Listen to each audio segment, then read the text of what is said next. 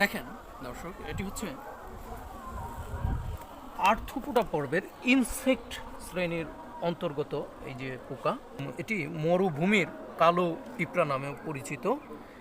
এটির বৈজ্ঞানিক নাম হচ্ছে ক্যাটাকলিফিস। এটি হচ্ছে গণ। এটির অনেক প্রজাতি আছে, বিভিন্ন ধরনের প্রজাতি। প্রজাতি বলতে গেলে আসলে গবেষণার প্রয়োজন, গবেষণা করে তারপরে বলা যাবে। এটির বিভিন্ন প্রজাতির তুলনামূলক বিশ্লেষণ করে প্রজাতি বলা যাবে। এই পিঁপড়া এটি মরুভূমিতে বসবাস করে। এর বিভিন্ন প্রজাতি এবং বিভিন্ন অঞ্চলেও পাওয়া যায়। এরা দেখেন এভাবে মাটি তুলে গাছের গোড়ার মধ্যে এইভাবে বসবাস করে। এরা বিভিন্ন প্রাণীর ইনসেক্টের পোকামাকড়ের মৃত প্রাণী খেয়ে থাকে, মৃত জীব খেয়ে থাকে।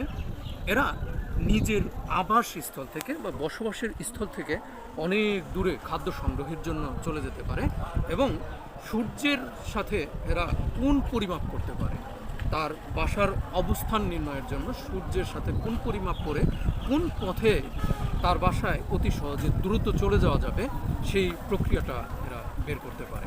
সূর্যের কোন পরিমাপ করে নিজের দেহের সাথে সূর্যের দিকে তাকিয়ে নিয়ে কোন পরিমাপ করে কোন রাস্তায় গেলে অতি দ্রুত তার বাসায় পৌঁছতে পারবে, এই বিষয়টি এরা বের করতে পারে।